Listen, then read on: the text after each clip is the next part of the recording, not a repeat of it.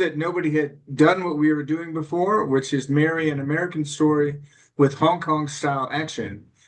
So we didn't know if it would become important or something that people would remember. And still today, I get messages every week thanking me for No Retreat, No Surrender.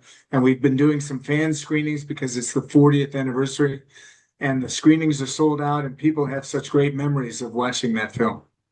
And tell us, obviously, director Corey Young, obviously an iconic in terms of his filmography, and he started in relation to works with stunts and coordinators. But where did this idea start to surface in the mind of Keith Strandberg? Well, it started with the head of seasonal film, Si and Corey. They had come up with this idea, and I had met NG a year before. I speak Chinese. It was my major in college. So I was doing tours to mainland China with American tourists, and I had a week off in between two tours in Hong Kong. And so I contacted a bunch of martial arts movie companies, and Seasonal was the only one that was interested in meeting with me. And I sat down with NG for well, it was a whole afternoon. And at the end of that, he said, "Look, if we ever make an American movie, you're the guy will get to write it." And so we had already talked about combining an American story with Hong Kong action, but it was Corey and NG that came up with the idea. I flew to Hong Kong 9 months later and spent a couple of weeks there ironing out the story, and then we went to make it. Ironing out the story, Keith, is a nice way to put it. I know in my research there, and it was something was telling me that it was over 280 pages of script in terms of our writing. So obviously the ideas were flowing very quickly to you. Well, actually, you're kind of making fun of me here, Jim, because it should be about 85 pages, a page a minute, Okay. and an action film should be very short. But I didn't know how to write a script, and so I wrote everything. Okay. I wrote all the steps of the fights, and so I really didn't know what I was doing. And then when I finished the first draft, I went back to Hong Kong, and we walked through every page, and I cut it. And then I was on set every day to translate for the director because Corey didn't speak any English, and it was like a film school for me. They would tell me what worked, I would cut it, I would cut the stuff that didn't work, and then we go shoot that scene the next day. So it was a wonderful opportunity for a kid from Toledo, Ohio, to go to LA, make a movie, and really learn my craft. And tell us, Keith, had you any sort of active role in terms of the casting of the movie? Did you have any sort of say in terms of that, in terms of who was brought in? I didn't really have a say, but I was there the whole time because I was translating for everyone because NG speaks English, but not super well. So I would have to translate a little bit. And I was sort of the face of the production to the actors. But at one point, we were doing an open call at Raleigh Studios in LA, and we were running out of time. And one of the rules, for me at least, when you have an open call, is you have to see everybody because they all showed up. But we were running late, and so NG said to me, "Go outside, see if you can find somebody that looks like a bad guy." So I went outside and I walked down this line of people, and they're all looking at me like, "Oh, Keith, pick me, take me in." But I chose Jean Claude and I chose two other guys, and I brought them in. And then Jean Claude did a couple of kicks, and they went, "He's the guy. Let's choose him." So I didn't really discover Jean Claude because they were the ones that made the decision to hire him, but I picked him out of the long line. I'm going to come back to that because that's a great story. I want to come back to that because I have one or two points there. But I just want to go to Kurt McKinney, who played Jason Stillwell. There's a great sort of sequence that I found that he was the last person to be cast on the entire movie. That he saw the notice in a bullet board for this open cast audition and sort of arrived out of the blue, being a martial artist, and got the role. So the main star attraction was the very last person to cast, because apparently that was the only role left. All the other roles were cast already. That's right. But it's very hard to find somebody that can act well and can fight. In every movie, we've had to make a compromise, choosing a better actor than a better fighter than an actor. But with Kurt, we didn't have to compromise. He was a great actor, and he went on to be a soap opera star and a great fighter. So we really lucked out. We didn't know what we had, and we signed him to a two-picture deal, but that didn't work out after No Retreat, No Surrender. Yeah. And we think of all these Hollywood movie stars, and they all have to, everyone's stardom starts somewhere. They all have to start somewhere. And they all start at the bottom of the gravel pile and the gravel pit and make their way up to the top.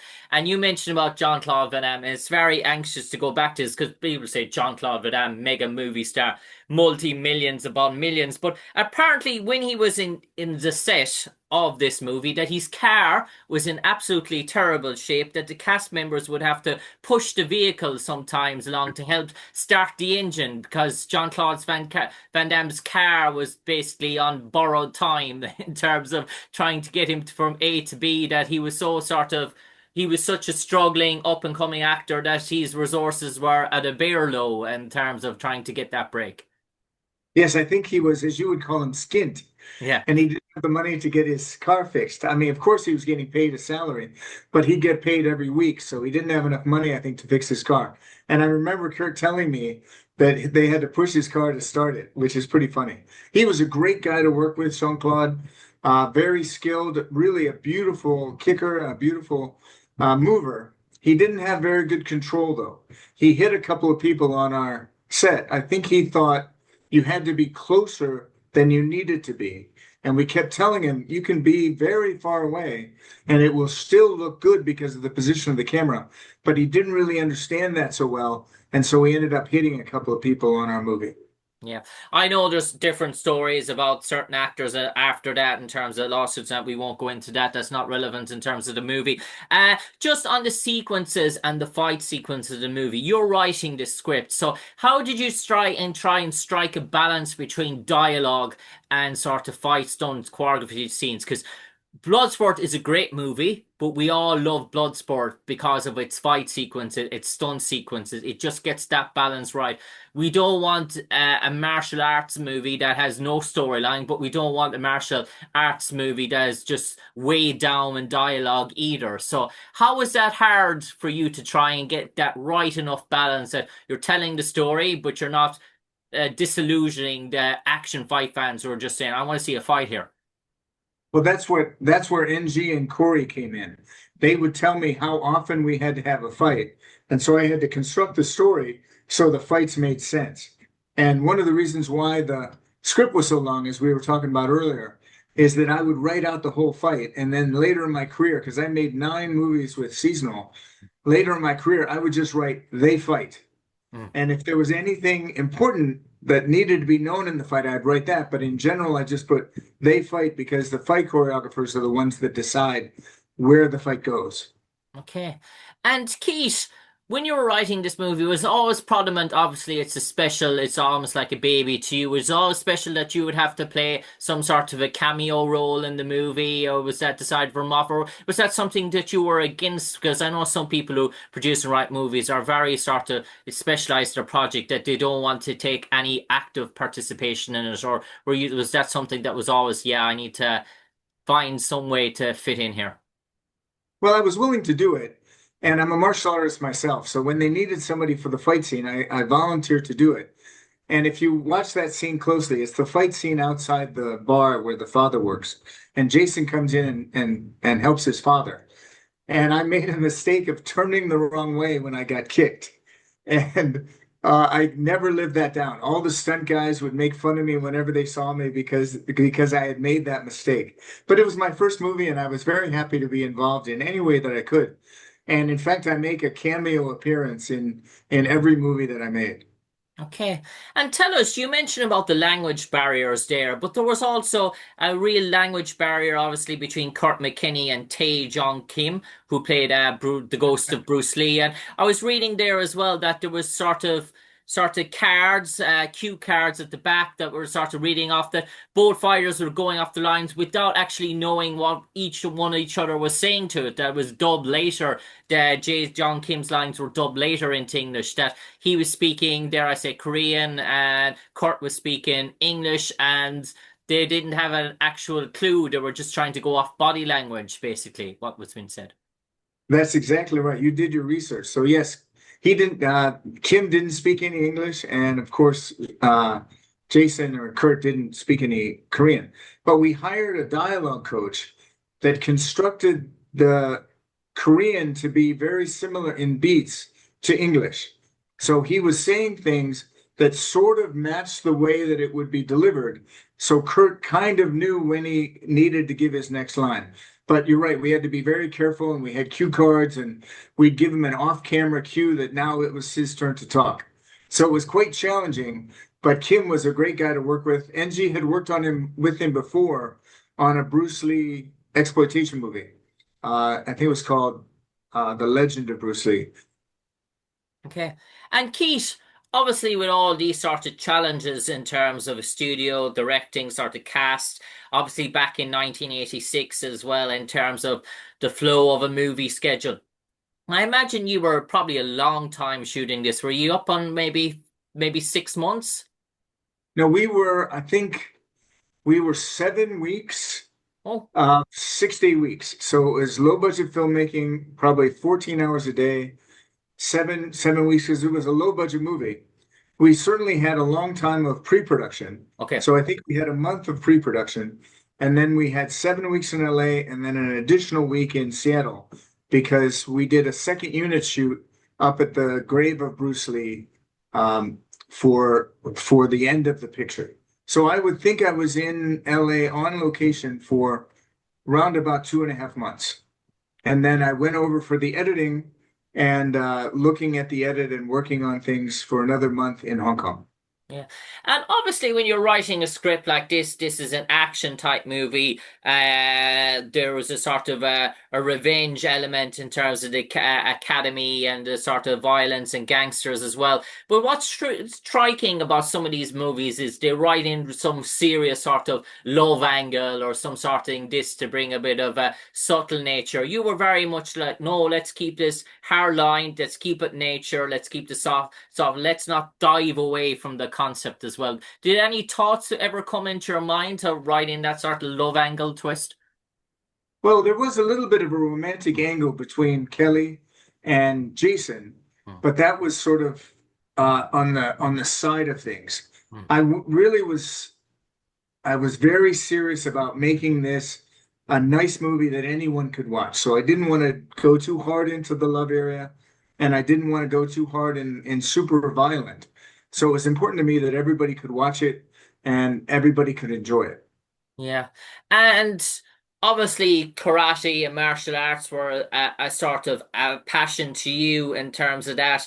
In terms of all the fighters, obviously, so seasoned professionals that you got into that. I imagine though on a set like that, you mentioned about the one or two hiccups with Jean Claude Van Damme and their cast member. Did everything else run pretty much smooth sailing?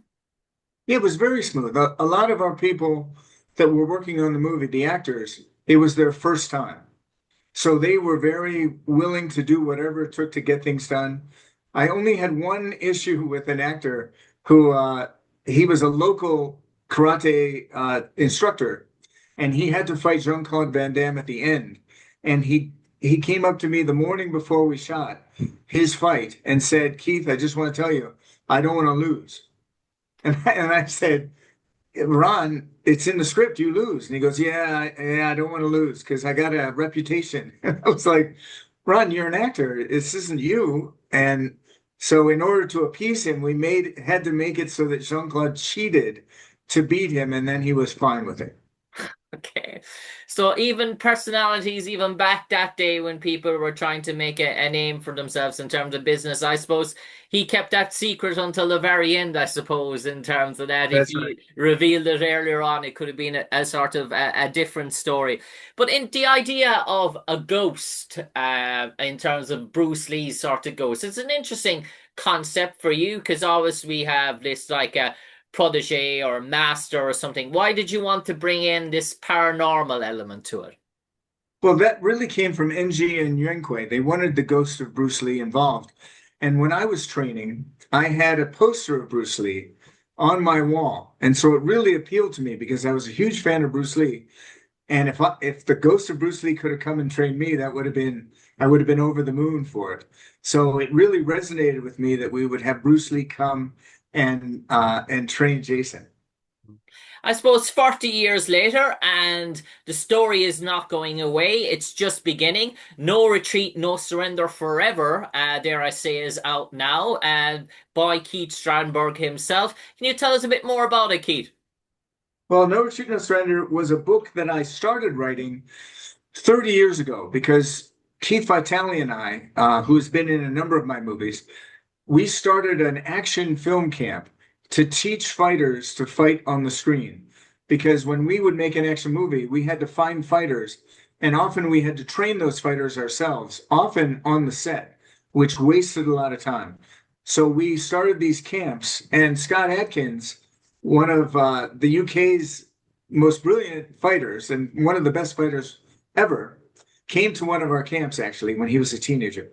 But we designed these camps to train these people. We ended up hiring about 150 of these fighters to work on our movies.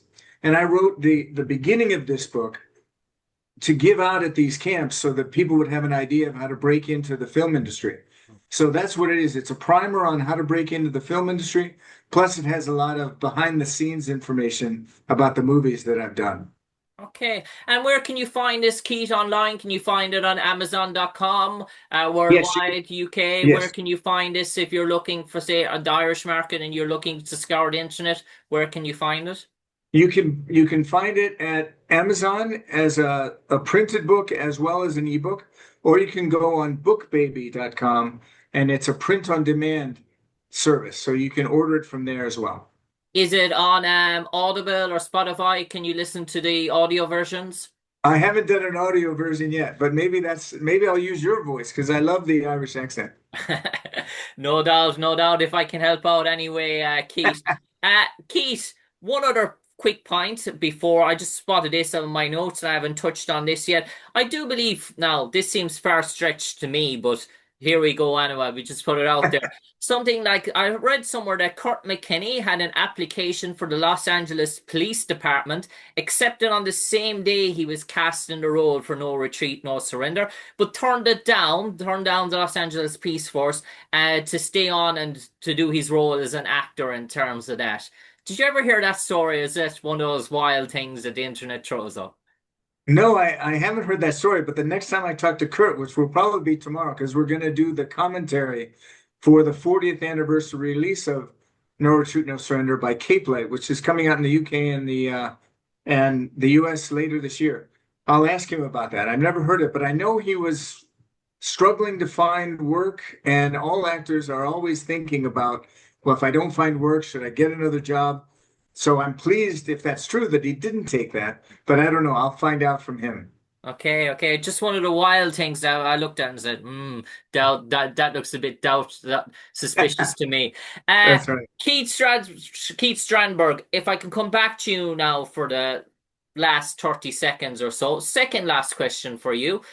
In your mind, when we think about iconic cult classic movies, and that can be watched maybe decades later by people and different sorts of generations, people that even weren't born at the time. What that stands out to you that defines a classic that doesn't fit or belong in an era, dare I say, that it can be watched and be loved for the very first time over and over again by new generations of people that, let's say, were nowhere to be seen when it was originally out in 1986?